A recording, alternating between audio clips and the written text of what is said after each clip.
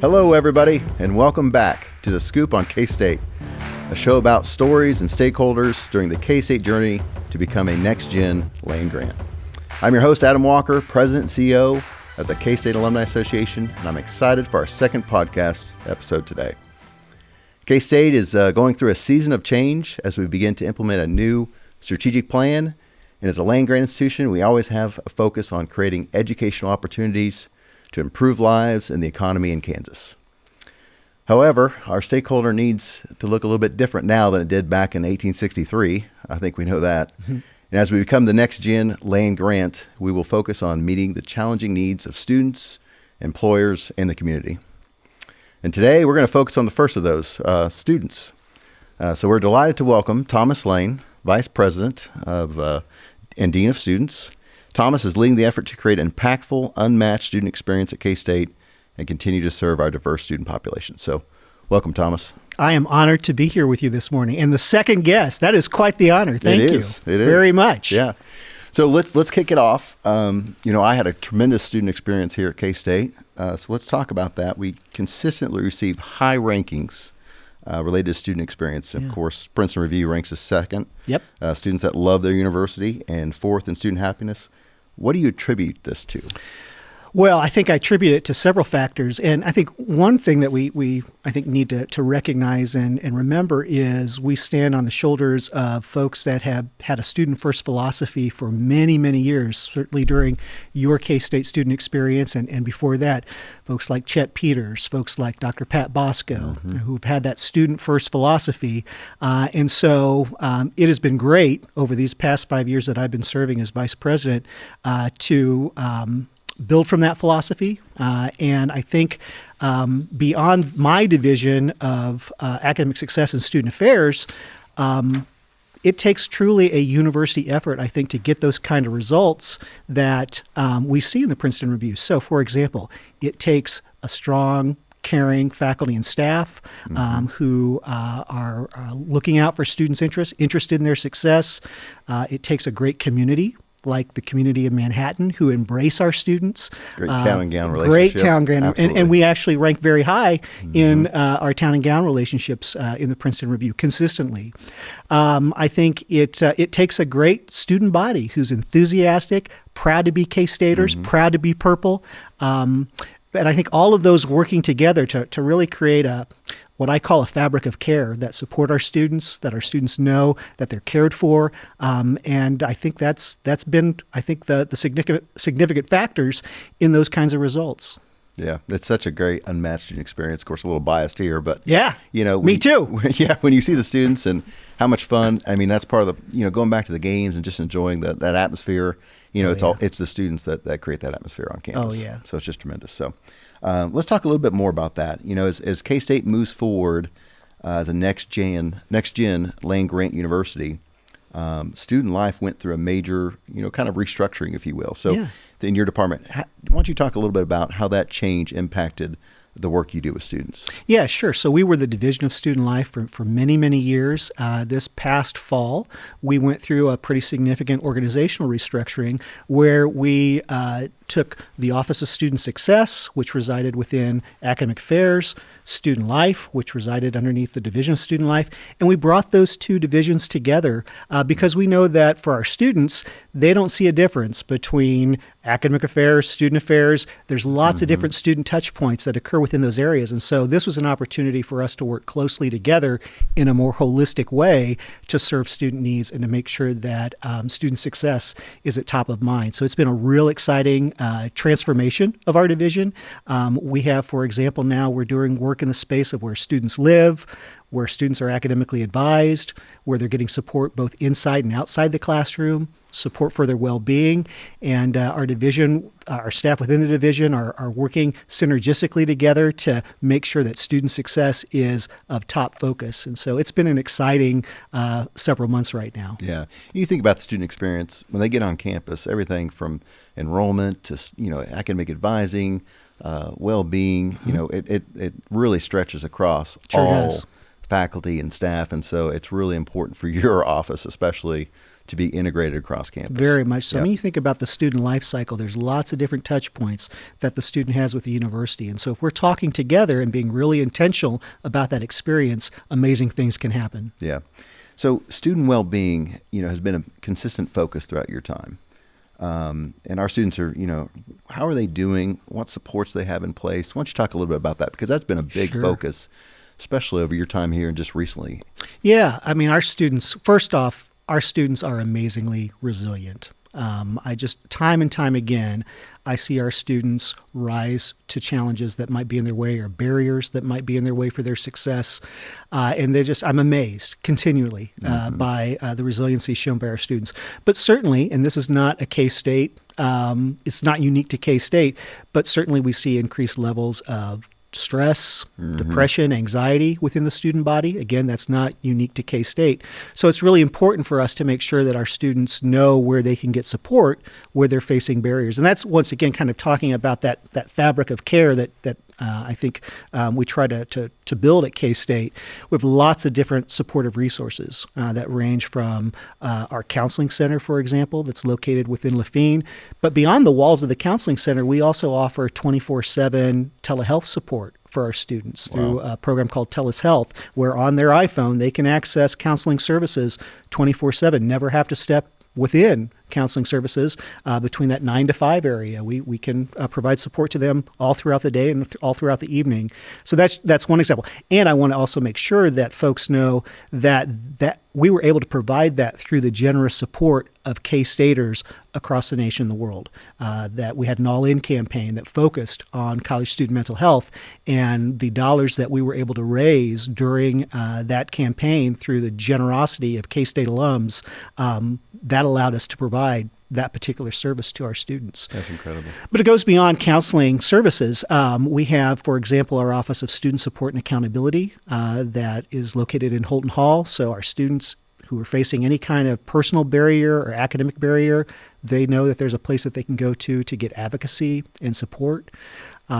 We have resources to support all aspects of students' well-being, from their financial well-being, such as PowerCat Financial, for example, their physical well-being, recreational services, their social well-being through all of the student organizations and programs that we have in our community building area. So we do have a number of touch points for our students to make sure that they know that they're cared for and supported. Yeah, that's incredible. And especially you talk about that app and just all the technology. I mean, how impactful that is for all students, and how you can reach them so much easier. Yeah, very much that's so. really great. And you hate to bring it up, but you talked about the well-being. I mean, COVID. I mean, it just still surprises me how many students, when they talk about their student experience, it was very different than some of us. So I know that's played an impact, and those students are just now graduating, Right. And I think it's also important for us to remember that we have students who are coming to us now whose high school experiences were very different. And so we're still dealing with the reverberations of the pandemic from a student life aspect.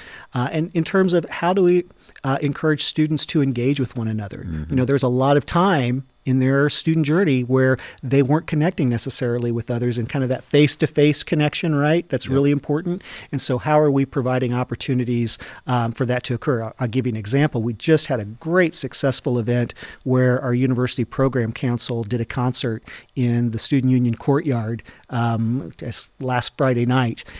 Successful event. We had several hundred students connected together and enjoying music.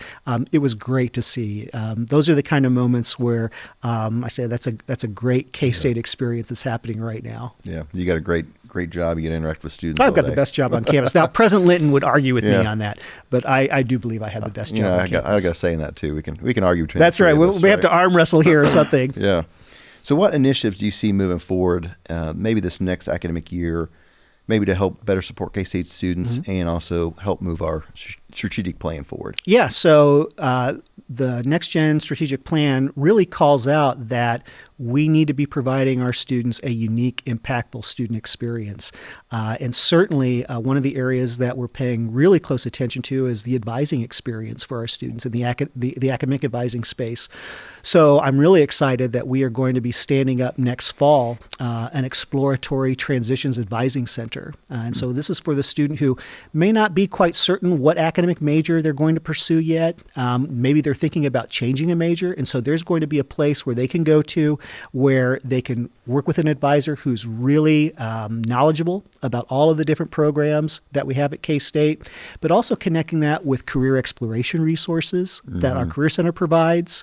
So I'm really excited about that center coming online this fall. That's great. Yeah. I think I could have used that. I was undecided for 2 years.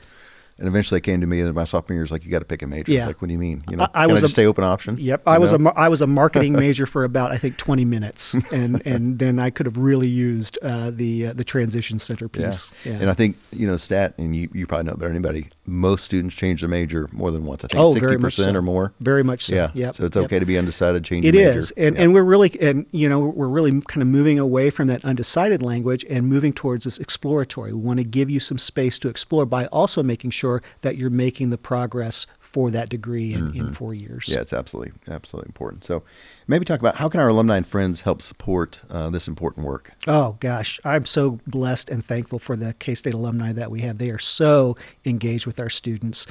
Certainly scholarships is one of the most important ways that alumni can help. I can't tell you how many K-State alumni events where scholarship is a piece of that in terms of giving students scholarships, and to see how those dollars make a difference in our students' academic journey.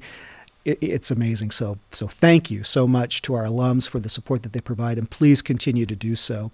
I think internships are another area where alums can really provide a positive impact for our students. There's a lot of need for students to increase their career readiness skills. I think that's an expectation that we have as a nation for higher education. It's certainly an expectation I think that we should all have, that our students should be, when they leave K-State, career ready. And ready to take on that next challenge, whether that be graduate school, whether that be in the professional realm. And so how are we making sure that we're providing intentional experiences that are really rich for our students to develop those career competencies that are going to make them desirable from employers? And so any assistance, I think, that alums can share in terms of providing quality internship experiences, I know would be greatly beneficial for our students. Yeah, you talk about enhancing that experience. Internship, study abroad, anytime you can get them immersed in the real world. So you mentioned scholarships, just a shameless plug for us, the Alumni Association. We're very proud of the license plate program. Oh, my gosh, 13,000 K-State PowerCat, license plates out there. Yeah. That's generating an annual return of $300,000. That is fantastic. Every year that we get award students. So between that, some other events we do. I ride with mine proudly. There you go. Yep. And I love riding around Kansas in mine. So yeah, that's something too. With our other events and alumni you talk about, over 600,000 we're able to award cash every year. So really impactful. It's fun to see as well too, really as you're is. Driving across the nation to see those K-State plates. Absolutely. We talked about, alumni and friends. Students bring a lot of energy to campus. We talked about that earlier. They sure do. Yeah. Which is great. It must be really fun to join their excitement. What student activity do you enjoy the most? Ooh, that's a tough question.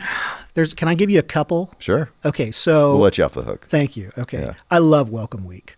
I just get it's kind of like my New Year's with the start of the academic year, when we're welcoming either our new students to campus for the first time or welcoming our returning students back to campus. The energy that happens during that time is just electric. Yeah. And I love it. And I'll tell you, one of my favorite annual events that I do is I welcome our international students to campus, and I get a chance to teach them the Wildcat hand signal, and to see hundreds of international students do that signal and the Wildcat hand sign and just start becoming part of the Purple family. I'll run into international students across on campus shortly after that event, and they'll proudly show me the Wildcat sign, and I love that. It's great because I did not travel overseas until I was in my late 30s. And so I'm really cognizant of the cultural differences that can happen when you move to a new country. And so I love the journey that our international students have and the contribution that they bring to campus. Yeah. So and that's one among many activities that happen during Welcome Week. The other favorite event that I have is commencement. Yeah. That's to see the families coming to campus and celebrating their students' accomplishment, to see the pride and the excitement and the joy that our students have in reaching that milestone, and the reflection that's occurring on all of their time at K-State and all the things that they accomplished to get to walking across that commencement stage with a diploma. There's nothing like it in the world. Yeah. And I've been working in higher education now for over 30 years, and I never get tired of those two events. Welcome week and commencement. It fills my soul. So you talk about commencement. We actually have two new traditions K-Staters may not be aware of. Tell me more. You know what they are. The purple gown. Yeah. That's brand new. Wasn't that great to see? Yeah. And so everybody looks good in purple, you though, don't know how many right? people said, can I trade my black in for purple? Yeah. They loved it. And then the other one was Wabash Cannonball. Fantastic. So after they graduate, that's kind of the last thing of commencement is the students do the Wabash one last time. That's right. Well, they'll be back, but one last time, at least as a student. And that's what and it was tremendous. It was that's great. what commencement should be, full of joy, right? And what a way to add joy to that experience. Yeah, absolutely. Some great experiences. That's great. So we're gonna go a little off script here. Oh, okay. All right. So, Dean of Students. Yep. You see a lot. You experience a lot. I do. So tell us your best, maybe craziest student story that you can share with us, anyways. Yeah. Right. One of the most remarkable stories remarkable student experiences that I've had happened not too long ago, and it was during President Linton's community visits.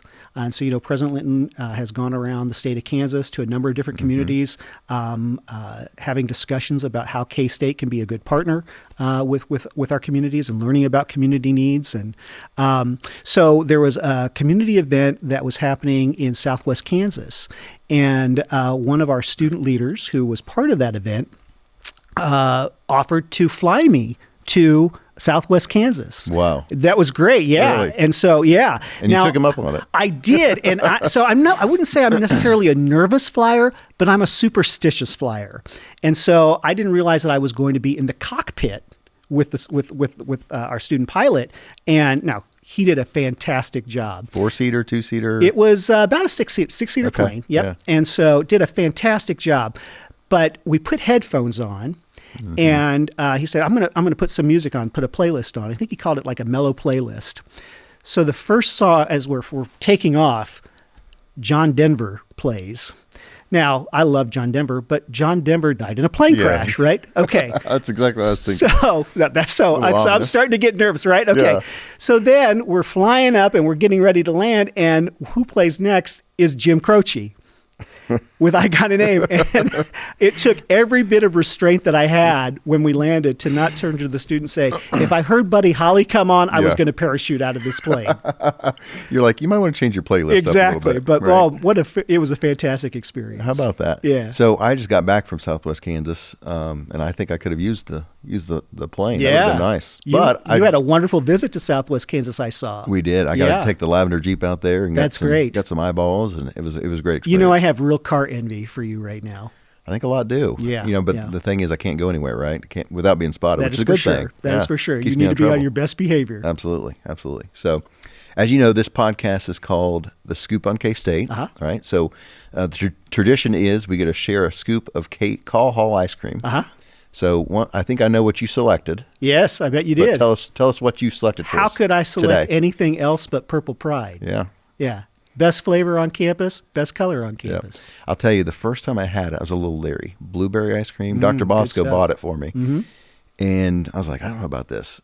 Amazing. And that's why I tell everybody, they're like, I don't know, this Purple Pride. I'm like, just try it. And they try it, and they're like, that's amazing. Oh, yeah. It's so amazing it's stuff. quickly become my favorite as well. Great stuff. But it's Well, pretty easy. I'm looking forward to it. Yeah. Yeah. Well, thanks so much for coming on today and sharing the student experience. Adam, it has with been us. a joy to visit with you, and thank you for all the work that you're doing for K-State and for all of the connections that you are making with our alums.